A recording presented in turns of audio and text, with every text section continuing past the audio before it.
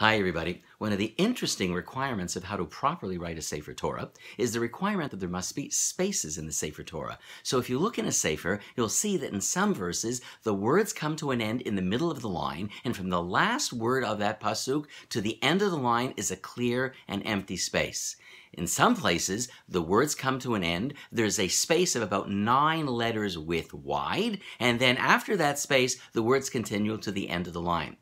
But why do we have to have those spaces in the Torah? In this week's Parsha of Vayikra, Rashi explains to us that those spaces in the way we write the Torah are actually symbolic or representational of spaces in time that Moshe took. That when Hashem finished teaching Moshe a mitzvah or an idea or a topic, Moshe took the time, he paused, he gave himself the space to think deeply about what he had heard and what he just learned. And if that's true for Moshe Rabbeinu, the greatest of all prophets, the greatest of all of our leaders, he needed the time to think and reflect, so certainly do we. And that perhaps is one of the messages here. We need time to reflect and to think. Sometimes we think that activity looks a certain way, motion, action, momentum.